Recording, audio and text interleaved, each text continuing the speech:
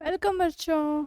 मैं हूं निवेदिता और आज हम शुरू करने वाले हैं ट्वेल्थ बायोलॉजी का one of the important chapters. ठीक है, जिसका नाम है ह्यूमन हेल्थ एंड डिजीजेस। ये खुद में एक काफ़ी इंटरेस्टिंग सा चैप्टर है ना। बहुत ही आसान, बहुत ही समझने में बहुत ही आसान कह सकते हो। ठीक है, और बहुत ही इंटरेस्टिंग चैप्टर। ठीक है बच्चों, तो हमने अभी तक बहुत सारे चैप्टर्स कंप्लीट कर लिए हैं, तो आइए इस चैप्टर को भी शुरू करते हैं। देखो बच्चों, अगर हम बेसिकली बात करें ना, तो चैप्टर का नाम क्या है? Human health and diseases. तो इसमें हम हेल्थ के बारे में पढ़ेंगे कि हेल्थ क्या है ना। हेल्थ की डेफिनेशन क्या है, क्या डिजीज़ फ्री होना हेल्दी होना है, एक ह्यूमन के हेल्दी होने का मतलब क्या है ना, उसकी परिभाषा। ठीक है, वो पढ़ने वाले। उसके बाद पढ़ेंगे हम डिजीजेस, कुछ जो कॉमन डिजीजेस ह्यूमंस में होती हैं। ठीक है, बहुत सारी तरह के डिजीजेस जैसे कि वायरल, बैक्टीरियल, प्रोटोजोअल, है ना। बहुत सारी तरह के डिजीजेस, फंगल डिजीजेस होती हैं, वो सारे पढ़ने वाले। कुछ डिजीजेस जो है हमें डिटेल्ड दिए गए हैं, जैसे कि उसमें मलेरिया, एड्स, कैंसर, ये सब है, ये पढ़ना है। और उसके बाद हमें पढ़ना है कुछ हमारी इम्यूनिटी के बारे में, कि हमारी बॉडी कैसे डिजीज़ से फाइट करती है। तो उसमें सबसे बड़ा रोल होता है हमारी बॉडी के इम्यून सिस्टम का, तो हम वो पढ़ने वाले बहुत ही डिटेल में, है ना। उसके बाद पढ़ने वाले हैं ड्रग अब्यूज़। ये भी बहुत इंपॉर्टेंट टॉपिक है ना। क्वेश्चन काफ़ी आते हैं यहाँ से। ठीक है बच्चों, चलिए शुरू करते हैं। शुरू करें।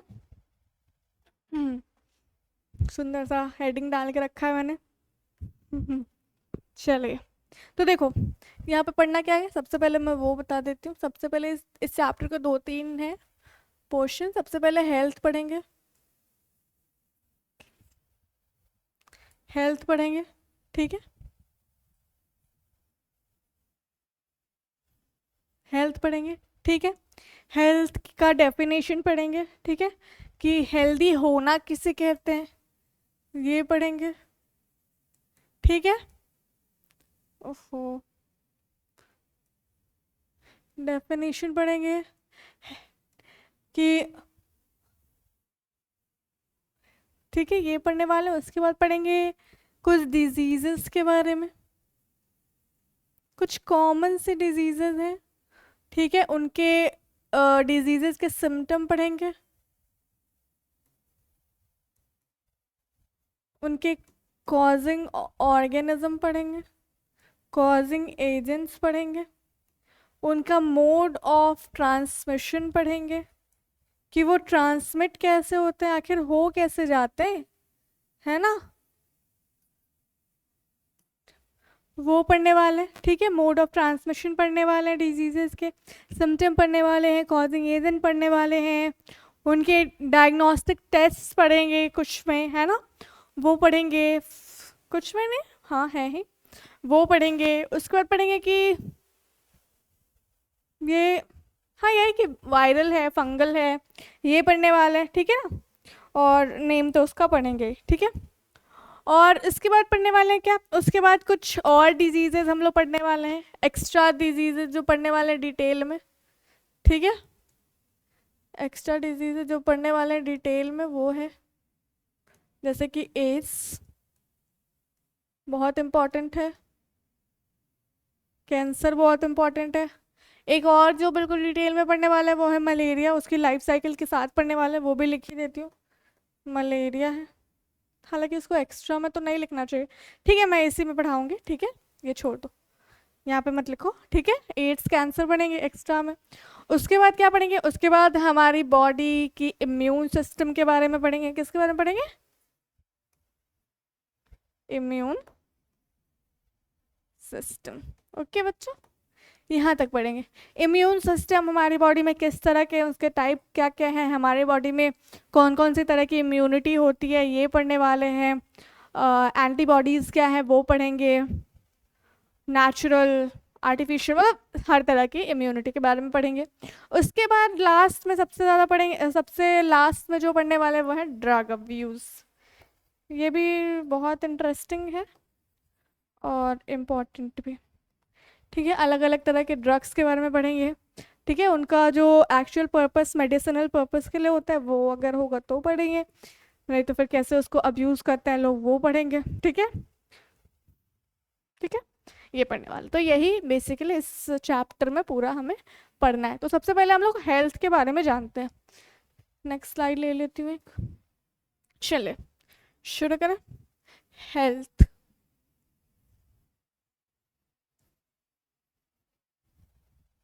क्या हो गया है?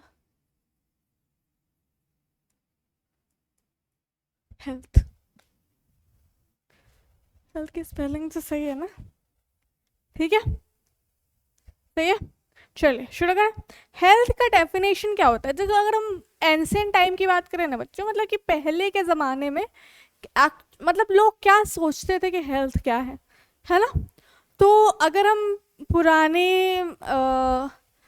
मेडिसिन की बात करें या फिर पुराने टाइम में जो जो जिस तरीके से मतलब जो भी इलाज होते थे, अगर उनकी बात करें तो उनके अकॉर्डिंग जो हेल्थ का डेफिनेशन था वो था कि state of body and mind where there is balance of certain humour. मतलब कि एक ऐसा स्टेट बॉडी में जिसमें, वो जनरली ह्यूमर पे बात करते थे। ह्यूमर ये होता है, अगर हम अभी समझे इजली तो कहते हैं बॉडी फ्लूइड्स को जनरली कहते हैं humour.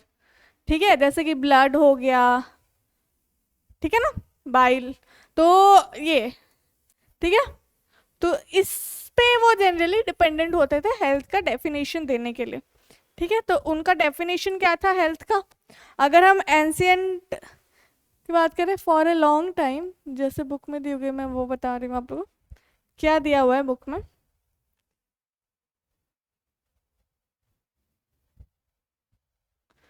For a long time, health किसको कहते थे? अ बैलेंस बिटवीन किसको कहते थे? State of body and mind where there is balance between body humours, है ना? Balance between certain humour of body, कौन से बॉडी? मतलब जो बॉडी के फ्लूइड्स है उनके बीच में बैलेंस होना चाहिए। जनरली 4-5 तरह के होते हैं, 4 तरह के आई थिंक, है ना? तो उनके बीच में बैलेंस को ही लोग समझते थे कि ये हेल्दी होना है। ठीक है, तो तो और ऐसा जनरली जो हाइपोथेसिस दी गई ना, इसको कहते हैं, इस हाइपोथेसिस को कहते हैं गुड ह्यूमर हाइपोथेसिस, यही कहता है। ठीक है, तो ये हाइपोथेसिस जिन जिन लोगों के बारे में देखे थे, पहले तो थे हिपोक्रेट्स अपने, ठीक है, Greek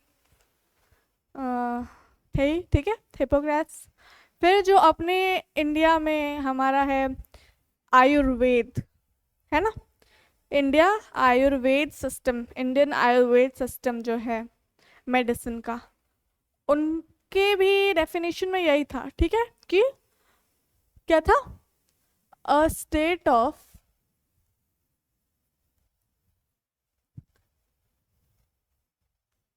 body and mind where there is where there is balance between humors। ठीक है, ह्यूमर्स क्या है? बॉडी फ्लूइड है जनरली। ठीक है, बॉडी फ्लूइड्स के बीच में बैलेंस को ही समझते थे क्या? हेल्दी होना समझते थे, कि आप एक इंसान हेल्दी है। ये कौन समझता था वो भी लिख देते हैं, कौन ऐसे समझते थे? समझते थे हिपोक्रेट्स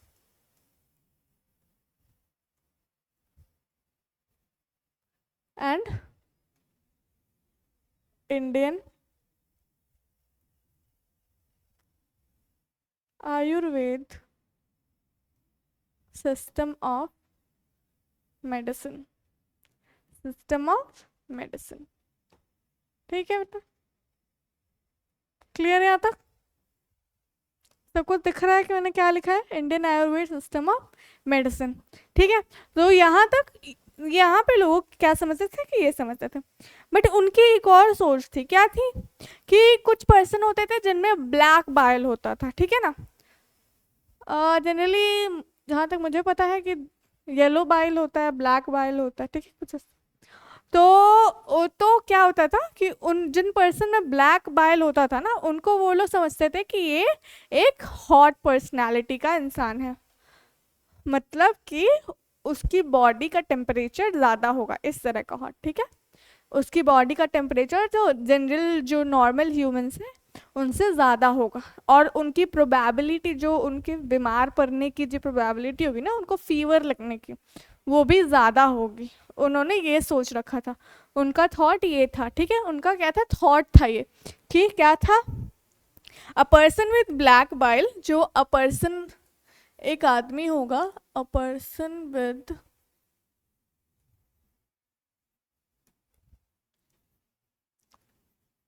ब्लैक बाइल क्या होगा? हॉट पर्सनैलिटी का इंसान होगा।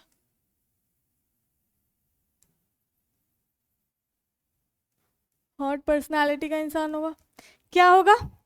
हाई बॉडी टेम्परेचर होगी, और क्या होगा? Gets fever easily. ठीक है ना, हाई बॉडी टेम्परेचर होगा इसका, हाई बॉडी टेम्परेचर होगा। जो चीज़ें बुक में दी गई मैं बस वही बता रही हूँ, ठीक है ना, कुछ भी एक्स्ट्रा नहीं बता रही हूँ मैं अपनी तरफ से। ठीक है, तो सब ध्यान से सुनना। हाई बॉडी टेम्परेचर होगा उसका, और क्या होगा? वो उसकी जो प्रोबेबिलिटी होगी बीमार पड़ने की वो ज़्यादा होगी, तो गेट्स फीवर इजिली। ठीक है, उसको जल्दी जल्दी बुखार लगेगा। ठीक है, लेकिन क्या हुआ ना कि अब जैसे जैसे मॉडर्न टाइम में और भी सब चीज़ें एडवांस होती गई है ना, बहुत सारी चीज़ों की डिस्कवरी हुई। यहाँ पर मैं लिख दूँ क्या इस हाइपोथेसिस को? क्या कहते हैं? गुड ह्यूमर, एक मिनट, क्या कहते हैं? Good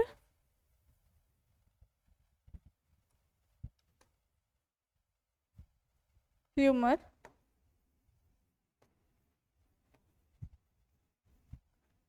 hypothesis.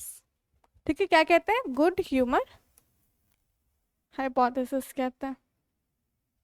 ठीक है ना, good humour hypothesis, good humour hypothesis कहते हैं। तो जैसे जैसे ये एडवांस होती गई सारी चीज़ें, जैसे जैसे ये सारी चीज़ें एडवांस होती गई, तो उसके साथ क्या हुआ? बहुत सारे तरह के इंस्ट्रूमेंट्स का, उनमें से एक थर्मोमीटर, उसका भी हो गया था क्या? थर्मोमीटर का डिस्कवरी? नहीं नहीं क्या हुआ था भाई? थर्मोमीटर का इन्वेंशन, थर्मोमीटर का भी इन्वेंशन हो गया था, है ना। तो अब इस हाइपोथेसिस को लोगों ने क्या किया? डिसअप्रूव करना शुरू कर दिया कि नहीं, ये हाइपोथेसिस पूरी तरह से सही नहीं है। क्यों सही नहीं है? दो कंडीशन दिए गए। पहला क्या, थोड़ा इसको छोटा कर लो, देखो, अब इस हाइपोथेसिस को लोगों ने क्या किया? डिसअप्रूव किया। कैसे, वो भी लिखती हूँ, डिसअप्रूव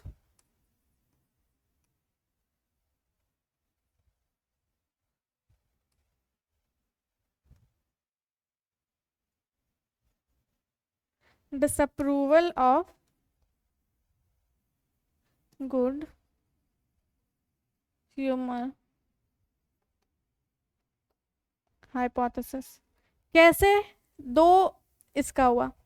पहला क्या था कि विलियम हार्वी नाम के जो साइंटिस्ट थे, विलियम विलियम हार्वी थे ना, हाँ विलियम हार्वी थे, उन्होंने क्या डिस्कवर कर लिया था? उन्होंने डिस्कवरी की थी ब्लड सर्कुलेशन की, डिस्कवर्ड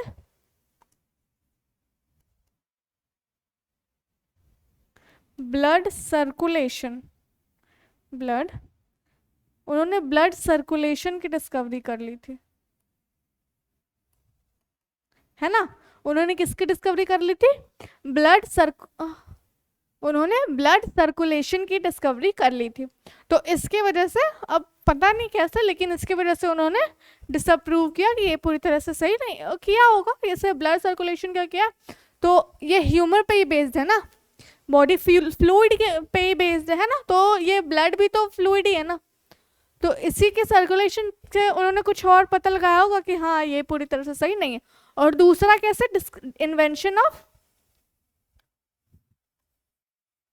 इन्वेंशन ऑफ थर्मोमीटर हुआ, है ना। तो जब थर्मोमीटर का इन्वेंशन हुआ तो लोगों ने थर्मोमीटर से मेजर करना शुरू कर दिया कि क्या सच में जिनमें ब्लैक बाइल होती है उनका टेम्परेचर ज्यादा होता है। तो पता चला कि नहीं, नॉर्मल ही होते हैं वो लोग भी, ठीक है। तो उन्होंने क्या किया, जब थर्मोमीटर का इन्वेंशन हो गया तो उन्होंने मेजर करना शुरू कर दिया, है ना, जो मैंने बताया। तो demonstration of normal body temperature in black bile person using thermometer, ठीक है। डेमोन्स्ट्रेशन करना शुरू कर दिया, demonstration of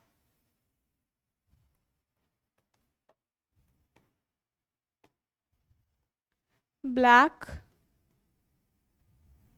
bile person, demonstration of black bile person, demonstration of body temperature, ठीक है, demonstration of body temperature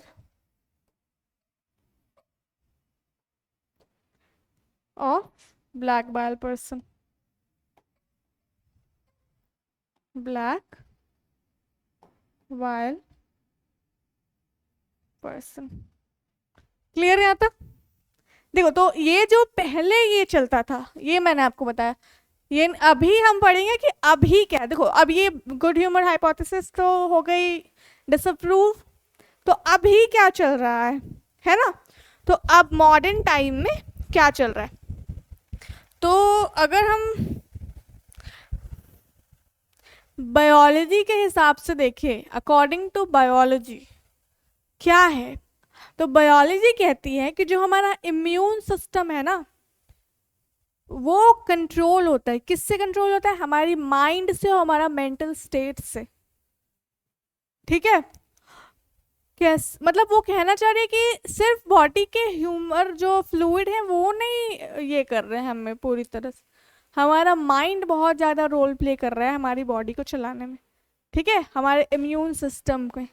और हमारा मेंटल स्टेट क्या है ना, वो भी बहुत ज़्यादा इफेक्ट करता है। तो किसकी मदद से कर रहा है वो?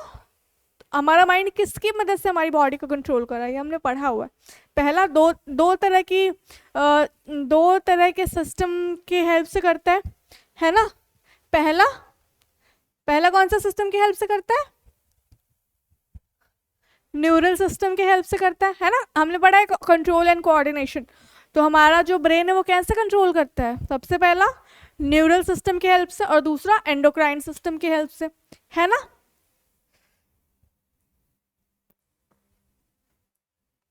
हमारा जो अकॉर्डिंग टू बायोलॉजी अगर हम देखें,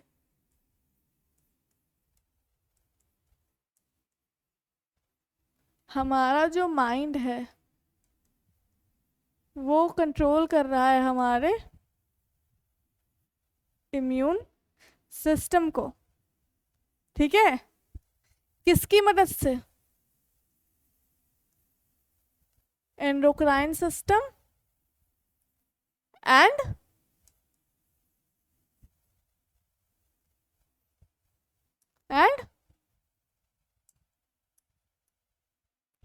न्यूरल सिस्टम की मदद से।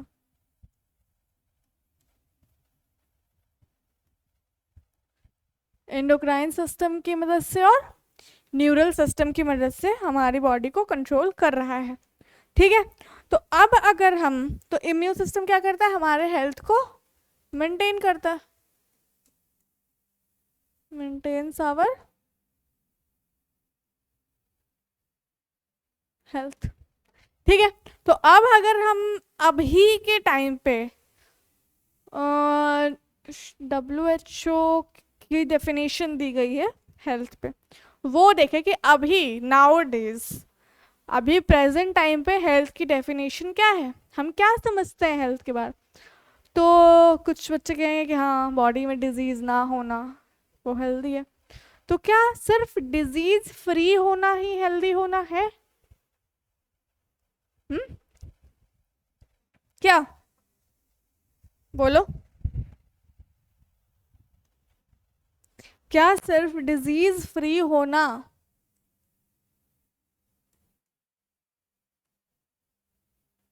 डिजीज फ्री एंड हेल्दी, क्या ये दोनों सेम टर्म है? डिजीज फ्री होना और हेल्दी होना सेम है क्या? नहीं, ठीक है, नहीं। तो हेल्दी, क्या हेल्दी होने का मतलब क्या है? तो देखो हेल्थ की डेफिनेशन जो WHO के द्वारा दी गई है उसको मैं लिखती हूँ। कौन सा, ये लिखती हूँ, ठीक है। हेल्थ दिख रहा है ना? नहीं दिख रहा है?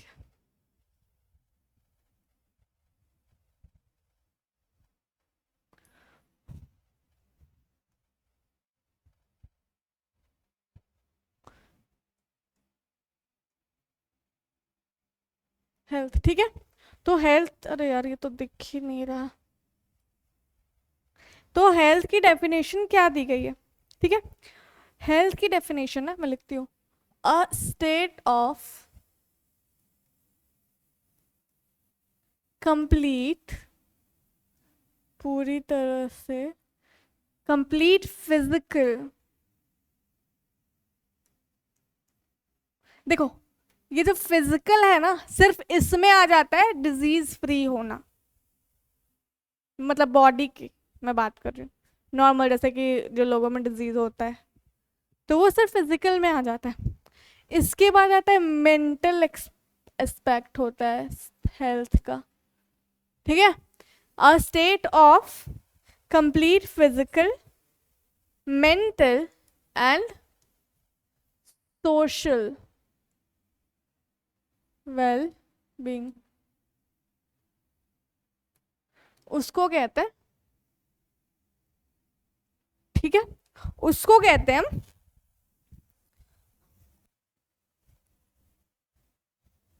हेल्दी होना।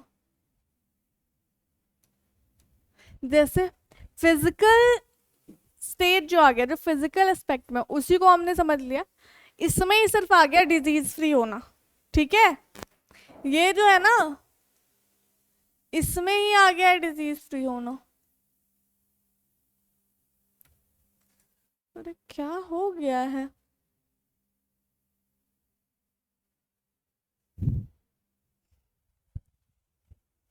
ठीक है, फ्री इसमें ही आ गया सिर्फ। तो कैसा होना चाहिए? फिजिकली भी फिट होना चाहिए, बिल्कुल सही। मेंटल भी, ये नहीं है कि हाँ बॉडी तो ठीक है, अभी कोई भी बीमारी नहीं है मुझे, कोई भी, मतलब मुझे नहीं, किसी को भी कि हाँ नहीं है, लेकिन क्या है, बहुत ज़्यादा स्ट्रेस है, बहुत एनजाइटी हो रही है, बहुत ट्रॉमा भरा हुआ है ना, तो वो भी हेल्दी नहीं है ना। बहुत डिप्रेशन में है कोई, है ना, तो वो भी हेल्दी नहीं है ना।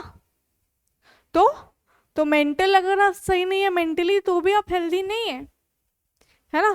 लेकिन देखो फिर सोशल की बात आती है, तो सोशल का क्या, हाँ सोसाइटी में कुछ है ही नहीं, किसी से बात ही नहीं करना है, सिर्फ खुद में रहना है ना, मतलब कुछ इस तरह का कि सोशल नहीं है बिल्कुल भी, कुछ भी ऐसा, कुछ भी हमारी सोसाइटी के हम हमारा कुछ योगदान नहीं है, कुछ भी सोसाइटी के डेवलपमेंट में कोई कंट्रीब्यूशन नहीं है, इस तरह की चीज़ है ना। तो ये भी हेल्थ, तो हेल्थ के डेफिनेशन में क्या आता है? Complete well being of physical, mental and social, है ना, सोशल एक्सपेक्ट, समझ गए। तो हेल्दी होना मतलब कि इन तीनों में बिल्कुल सही होना, उसी को हेल्दी, सिर्फ डिजीज फ्री होना इज नॉट हेल्दी होना, ठीक है। यहाँ तक क्लियर? यहाँ तक क्लियर हो गया? बिल्कुल डिटेल में चल रहे हैं बच्चों, ठीक है, एकदम आराम से करना है पूरा चैप्टर, हंसते खेलते, ठीक है ना। चलिए, तो अब देखो, अगर एक इंसान हेल्दी है, लेकिन देखो हमारा जो हेल्थ है वो बहुत सारे चीज़ों से अफेक्ट होता है ना। किस किस चीज़ों से अफेक्ट होता है? सबसे पहला तो हमारा मेंटल स्टेट से अफेक्ट होगा ही, मैंने जैसे आपको बताया, है ना। मेंटल स्टेट से तो अफेक्ट होगा ही, फिर किससे होगा? किसी को क्या जेनेटिक डिसऑर्डर है, उससे भी, है ना। अगर किसी को, हाँ, बहुत सारे जेनेटिक डिसऑर्डर होते हैं हमारे पास, है ना। क्या क्या है हमारे पास? है thalassemia, phenylketonuria, sickle cell anaemia, colour blindness, और भी बहुत सारे, फिनाइलकीटोन्यूरिया, जो भी है हमारे पास बहुत सारे हैं ना। तो अगर मतलब जेनेटिक डिसऑर्डर तो अब किसी को है ही, तो वो उसको क्या ही हो सकता है ना, मतलब उसको उसका आप क्या ही कर सकते हैं, है ना। ठीक है, तो वो अभी इफेक्ट तो करेगा ही, ठीक है ना। फिर अगर उस मतलब कुछ बाहरी इन्फेक्शन, ठीक है, उसके बाद क्या, अ, अब देखो लाइफस्टाइल की वजह से भी बहुत कुछ होता है ना। लाइफस्टाइल कि अब खाना कैसा ले रहे हैं, फूड किस तरह का ले रहे हैं, वाटर किस तरह का ले रहे हैं, एक्सरसाइज कर रहे हैं कि नहीं, ठीक है, फिर रेस्ट हमें मिल पा रहा है कि नहीं पूरी तरह से, किस तरह की सोसाइटी में रह रहे हैं ना, तो उस पर भी थोड़ा मतलब वो भी थोड़ा उस पर भी डिपेंड करता है ना। ये सब क्या करता है, इफेक्ट करता है एक पर्सन की, इफेक्ट करता है अ पर्सन हेल्थ, है ना, ये इफेक्ट करता है, ठीक है, क्लियर है तक। अब देखो, अगर कोई इंसान हेल्दी है, ठीक है ना, अगर कोई इंसान हेल्दी है तो वो क्या करेगा, वो अपने वर्क में बहुत ज़्यादा एफिशिएंट होगा, है ना, उसकी प्रोडक्टिविटी बढ़ेगी, है ना। वो, अब देखो हमने पढ़ा भी होगा, जैसे ये हेल्दी होना और इकोनॉमिकली सही होना, दोनों कहीं ना कहीं एक साइकिल में है ना। कि अगर कोई इंसान हेल्दी है तो अपना वर्क अच्छे से करेगा, वर्क अच्छे से करेगा तो उसकी प्रोडक्टिविटी बहुत बढ़ेगी, अब प्रोडक्टिविटी बढ़ेगी तो हाँ, अब उसी से उसको ज़्यादा इकोनॉमिक प्रॉस्पेरिटी आएगी, मतलब इस तरह की चीज़ें होंगी, मतलब वो ज़्यादा अच्छा रह पाएगा। अब देखो उसके बाद ज़्यादा पैसे तो वो भी अपना हेल्थ ज़्यादा अच्छे से मेंटेन करके रख पाएगा, है ना। तो ये सारी चीज़ें होती हैं, ठीक है। लॉन्ग लाइफ मतलब जो भी हेल्थ अपना मेंटेन करके रखने की बात मैं कह रही हूँ, लॉन्ग लाइफ होगा बायोलॉजी के परस्पेक्टिव से हम लोग देखें तो उसकी लॉन्ग लाइफ होगी।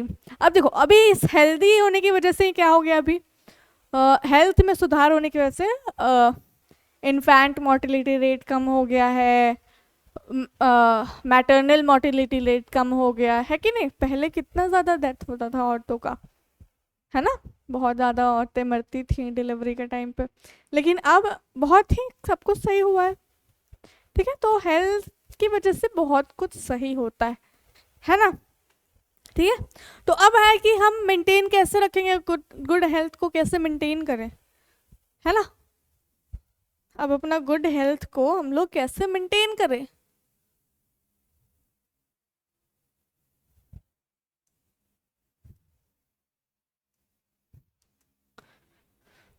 To maintain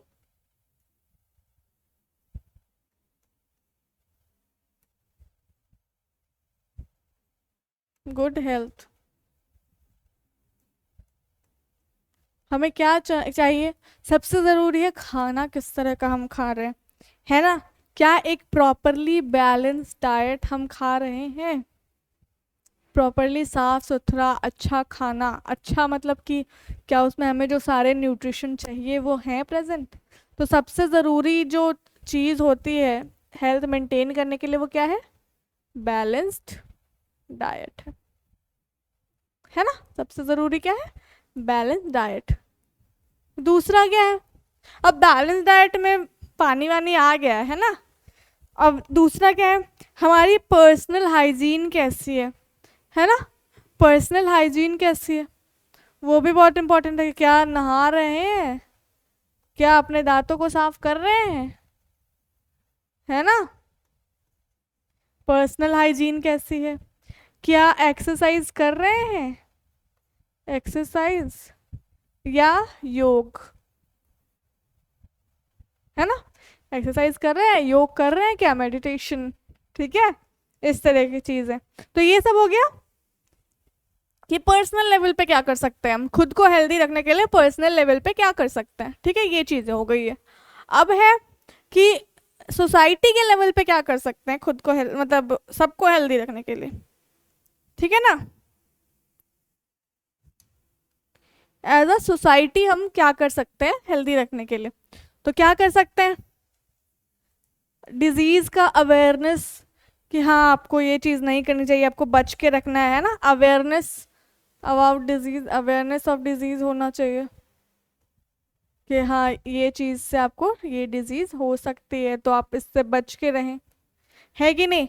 awareness about vaccination के बारे में होना चाहिए लोगों को, कि कुछ चीज़ों, कुछ डिजीज़ के बारे में कुछ डिजीज़ के लिए हम वैक्सीनेशन लेते हैं जिससे वो ना हो, है ना, फ्यूचर में।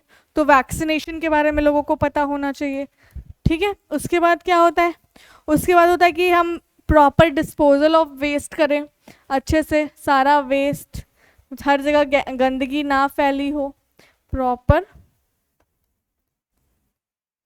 डिस्पोजल ऑफ वेस्ट, है ना, प्रॉपर डिस्पोजल ऑफ वेस्ट होना चाहिए। मतलब सबसे पहले तो हमें फैलाना ही नहीं चाहिए, ज़्यादा गंदगी करनी ही नहीं चाहिए, है कि नहीं? फिर हमें कंट्रोल ऑफ वेक्टर करना है, maintenance of hygiene of food and water resources करना है।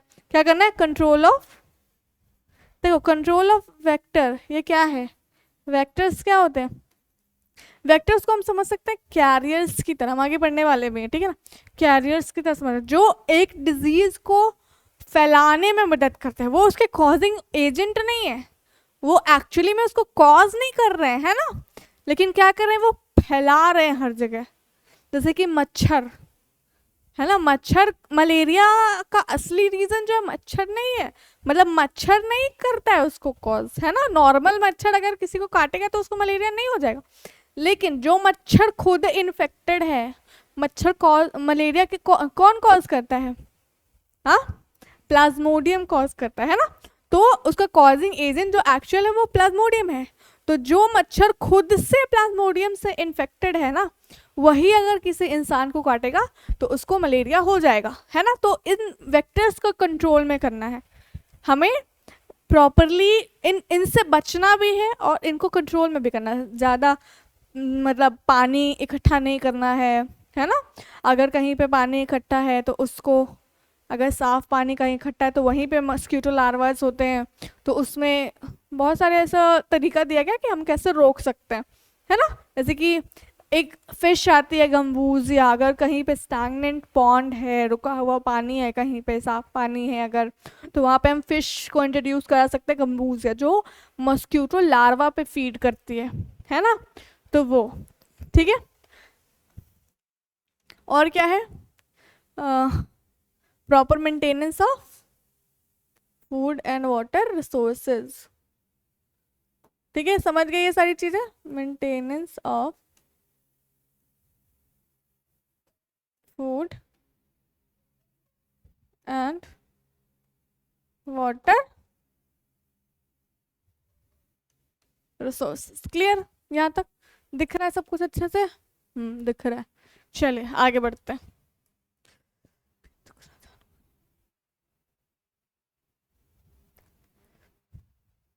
यहाँ तक क्लियर हो गया?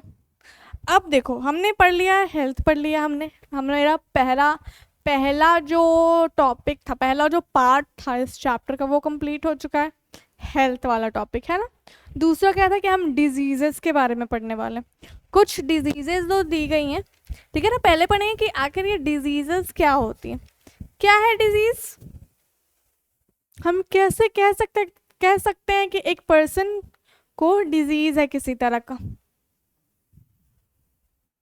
हम्म, कैसे कह सकते हैं कि एक पर्सन किसी तरह की बीमारी से ग्रसित है, ये कैसे कह सकते हैं? अगर हम सामने से देखें तो हमें पता चलता है कि हाँ मतलब कुछ सिम्टम दिखते हैं उसमें, है ना, हमें कि हाँ इस पर्सन को किसी तरह की डिजीज है। है ना। मतलब कि अगर कॉमन कोल्ड की अगर बात कर ले तो हाँ, कोई पर्सन हमें छींकता हुआ नजर आता है ना, तो खांसता हुआ, तो हम समझते हैं कि हाँ इसको ये चीज़ है। ठीक है। तो उसी तरह से कि डिजीज का डेफिनेशन दिया हुआ है हमारे पास, उसको भी एक बार देख लेते हैं जरा। डिजीज,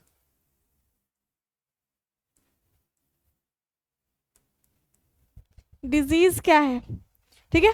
व्हेन फंक्शनिंग ऑफ, जब अपनी बॉडी की फंक्शनिंग एडवर्सली इफेक्ट होती है, हमारे फंक्शनिंग जो हमारी बॉडी की है वो, बॉडी की नहीं, मतलब कि हमारे किसी ऑर्गन की या ऑर्गन सिस्टम की, कोई भी ऑर्गन अगर सही से काम ना करे, जैसे कि किसी की भी किडनी, किसी का हार्ट सही से काम नहीं कर रहा, तो उसको भी हम कहते हैं कि हाँ इसको ये बीमारी है ना।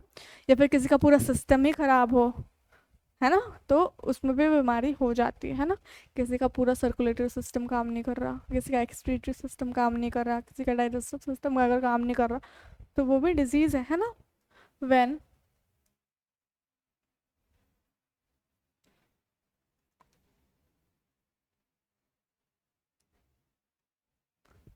दिख रहा है ना, फंक्शनिंग ऑर्गन एंड, और लिखती हूँ और ज़्यादा सही रहेगा, और ऑर्गन सिस्टम ऑफ बॉडी क्या है, इज एडवर्सली अफेक्टेड। एडवर्सली मतलब कि गलत तरीके से, ठीक है ना, मतलब जैसा होना चाहिए वो वैसा नहीं है, उसको कहते हैं। अब इस स्टेट को क्या कहते हैं? इस स्टेट को कहते हैं डिजीज होना। ठीक है। और ये, इसके साथ क्या आता है? अब इस स्टेट के साथ आता है बहुत सारे साइंस और सिम्टम्स होते हैं डिजीज के, बहुत सारे वेरियस साइंस एंड सिम्टम्स होते हैं ना, सिम्टम्स होते हैं। इस स्टेट को क्या कहते हैं? इस स्टेट को कहते हैं डिजीज होना। ठीक है। और इसके बहुत सारे साइंस और सिम्टम्स होते हैं। अगर हम बात करें कि डिजीज कितने तरीके की होती है, तो जनरली डिजीज दो तरीके की होती है। कोई भी डिजीज की अगर हम बात कर ले तो ये होती है infectious disease, infectious disease, infectious disease, और नॉन इन्फेक्शियस डिजीज। मतलब कि नॉन इन्फेक्शियस डिजीज मैं बताती हूँ। अगर किसी को कोई डिजीज हुई और वो उसी तक सीमित है, वो इधर उधर फैला नहीं रहा, मतलब फैला क्या रहा है, मतलब इधर उधर उससे फैल नहीं रहा किसी दूसरे इंसान में, किसी तीसरे इंसान में, तो उसको हम लोग बोलेंगे नॉन इन्फेक्शियस डिजीज। ठीक है। और अगर किसी को डिजीज है,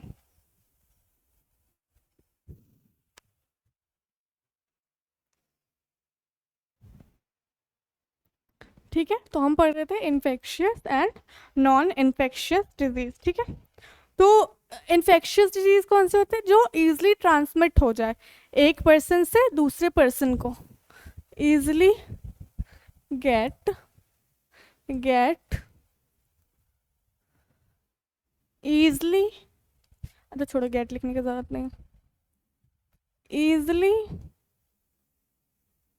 transmitted transmitted from one person to another person, है ना। मतलब कि एक आदमी से दूसरे आदमी को हो गया। जैसे कि कॉमन कोल्ड सबसे ज़्यादा, मतलब जो कॉमन सा इन्फेक्शियस डिजीज हम देखते हैं कि जैसे किसी एक को छींक आ रही, मतलब किसी एक को अगर कॉमन कोल्ड हो गया, सर्दी हो गई है इस तरह का, तो दूसरे पर्सन को भी, मतलब घर में लोगों को फैल जाता है ना। और इसके बहुत सारे एग्जांपल्स हैं, जैसे हमारे पास कुछ वायरल या फिर कॉमन कोल्ड की अगर हम बात करें, कॉमन कोल्ड तो नॉर्मल है ना, कॉमन कोल्ड तो नॉर्मल सा है, लेकिन होता है क्या, एड्स, सेक्सुअली ट्रांसमिटेड डिजीजेस जो होती हैं, है ना, वो भी तो इन्फेक्शियस ही है ना। तो एड्स क्या है, ये तो बिल्कुल ही फेटल है ना, कि एक बार हुआ किसी को तो फिर उसको क्या मरना है ना, मतलब मैं सच में बता रही है ना, कि एक बार अगर किसी को हुआ तो मरना ही है उसको, मतलब तो इसलिए कहते हैं कि अपनी जो प्रोटेक्शन है वो अपने ही हाथ में होती है, ठीक है, तो रखना है, ठीक है। उसके बाद क्या है, नॉन इन्फेक्शियस डिजीज की अगर बात करें तो do not get transmitted, easily तो नहीं हो पाता है ना, transmitted from one person to another to another, ठीक है। ये हो गया नॉन इन्फेक्शियस डिजीज। इसका एग्जाम्पल क्या हो गया हमारे पास, कितना होता है, कैंसर हो गया। कैंसर ऐसे कॉमनली तो फैलता नहीं है ना किसी को भी, बट ये भी बहुत ही जैसा ऐसा फेटल ही होता है कि नहीं, कि जनरली बहुत लोग मरते हैं कैंसर से, ठीक है, या फिर बहुत सारी और बीमारी, अगर किसी का कोई पार्टिकुलर ऑर्गन काम नहीं कर रहा, मतलब इस तरह की चीज़ है, ठीक है। ये हो गया डिजीज़ के बारे में, कि ये डिजीज़ का डेफिनेशन है और टाइप ऑफ डिजीज़। अब कुछ कॉमन सी डिजीज़ेज जो हमारे बुक में दी गई हैं हम उन्हें पढ़ेंगे, ठीक है। तो सारी डिजीज़ेज जो अभी दी गई हैं ना, जैसे वायरल बैक्टीरियल डिजीज़ेज दी गई हैं, वायरल डिजीज़ेज दी गई हैं, फंगल डिजीज़ेज दी गई हैं, ये सारी डिजीज़ेज जो हैं क्या है, सब के सब, इन सबको कहते हैं क्या है, पैथोजेनिक डिजीज़ कहते हैं। क्यों, मैं बताती हूँ। पैथोजेनिक डिजीज़ कहते हैं। पैथोजेनिक डिजीज़ का मतलब, पैथोजेनिक डिजीज़ का मतलब क्या है, कि जो इन्फेक्शियस एजेंट जो है ना, उसका जो इन्फेक्शियस एजेंट है, देखो जब हमने पढ़ा क्या, पैरासाइट पढ़ा है ना, पैरासाइट क्या आता है, एक लिविंग बीइंग जब दूसरे लिविंग बीइंग पे के अंदर या उसके ऊपर रहे और उसी से न्यूट्रिशन भी ले, मतलब उसी की हेल्प से न्यूट्रिशन ले, लेकिन उल्टा उसी को नुकसान पहुंचाए, है ना, तो ये क्या है, पैरासाइट कहते हैं। तो इसी तरह से जब कोई फॉरेन ऑर्गेनिज्म किसी की बॉडी में अंदर चले गए, है ना, और उसको जाके डिजीज कॉज कर दिया, तो उस ऑर्गेनिज्म को क्या कहते हैं, पैथोजन कहते हैं, ठीक है। तो जितने भी ये वायरस, फंगस, बैक्टीरिया, जो भी जितना भी डिजीज कॉज करते हैं उन सबको पैथोजेंस कहते हैं, ठीक है। तो और वो सारी डिजीज़ों को क्या कहते हैं, पैथोजेनिक डिजीज कहते हैं, ठीक है, ठीक है, क्या कहते हैं, पैथोजेनिक डिजीज कहते हैं, ठीक है। यानी कि जो पैथोजेनिक डिजीज है इनका इन्फेक्शियस एजेंट जो है ये क्या है, पैथोजन है ना, पैथोजन है। ये जो पैथोजेंस होते हैं ना, ये बहुत ही अडेप्टिव नेचर के होते हैं। ये जिस जगह पे भी हमारी बॉडी में जाते हैं, जैसा कि हमारे पेट में गए, तो पेट का इन्वायरमेंट कैसा, बहुत ही ज़्यादा एसिडिक है, बहुत ज़्यादा एसिड है हमारे पेट में, तो वो उसमें बहुत ही, मतलब इनमें ऐसा होता है ना कि ये अडेप्ट कर लेते हैं उसको, अगर वो पेट में जा रहे हैं तो उसको अडेप्ट करेंगे, उसके सिचुएशन को वो जीना सीख लेंगे, है ना, उस लो पीएच के कंडीशन में जीना सीख लेंगे, ठीक है, ठीक है। तो जितने भी पैरासाइट्स हैं, अगर हम इन पैथोजन के एग्जाम्पल में अगर लिखे तो क्या हो जाएगा, वायरस, फंगस, बैक्टीरिया, फिर प्रोटोजोन्स भी हैं। प्रोटोजोन्स हमने कहाँ पढ़ा था, कहाँ पढ़ा था, प्रोटेस्टा में पढ़ा था प्रोटोजोन, ठीक है। प्रोटोजोन्स भी हैं, कुछ हेलमेंट्स भी होते हैं, ठीक है। और जितने भी पैरासाइट्स हैं, है ना, वो भी तो एक तरह के पैथोजन ही हुए ना, पैथोजेनिक इन्फेक्शन ही कॉज करता है, ठीक है, ठीक है। पैरासाइट्स भी। अब देखो पैथोजन का जो ये है वो एक ह्यूमन की बॉडी में जाके डिजीज कॉज कैसे करते हैं, वो उसकी लाइफ मतलब थोड़ा सा पढ़ लेते हैं, ठीक है ना, उसके बारे में, ठीक है। कि ये क्या करता है, जब भी कोई पैथोजन होता है, कुछ भी हो सकता है इनमें से, वो किसी की बॉडी में एंटर किया, अगर कोई एक किया एंटर, ठीक है, तो एक में इतना ताकत नहीं है कि वो कर दे डिजीज कॉज। वो क्या करेगा, जाके मल्टीप्लाई होना शुरू करेगा बॉडी में, सबसे पहले अपनी संख्या को बढ़ाएगा, है ना, मल्टीप्लाई करना शुरू करेगा। फिर वो इंटरफेयर करना पड़ेगा, हम करना शुरू करेगा एक ह्यूमन बॉडी के नॉर्मल एक्टिविटीज में, वो धीरे धीरे इंटरफेयर करना शुरू करेगा, धीरे धीरे करते करते वो बहुत बढ़ जाएगा और एक डिजीज कॉज कर देगा। सबसे पहले मल्टीप्लाई करेगा, फिर स्टार्ट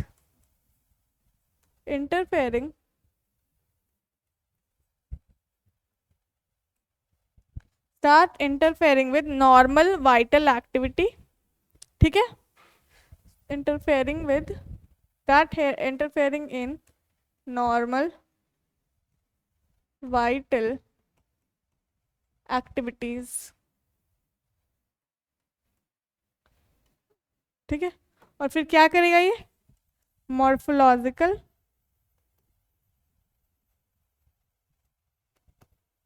एंड फंक्शनल डैमेज करेगा,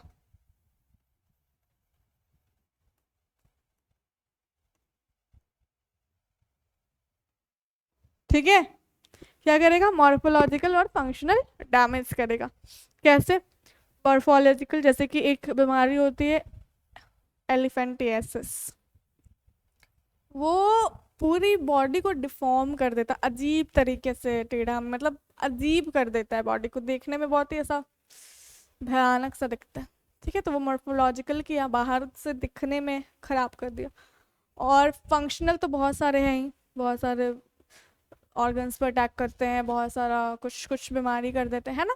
तो ये पैथोजेंस के बारे में थोड़ा सा है कि वो आखिर बॉडी में घुस के करते क्या हैं, ठीक है। दिख रहा है ना अच्छे से बच्चों, दिख रहा है सब कुछ, ठीक है। ये हो गया। अब हम पढ़ेंगे इन डिजीजेस के नाम। हमारे पास बहुत तरह की डिजीजेस दी गई हैं। एक काम करते हैं बच्चों, आज के लिए इतना ही, ठीक है। आज के लिए बस इतना ही, कल से हम सारे डिजीज कल कर लेंगे, ठीक है। कल हम सारे डिजीज कर लेंगे, आज के लिए बस इतना ही। थैंक यू बच्चों।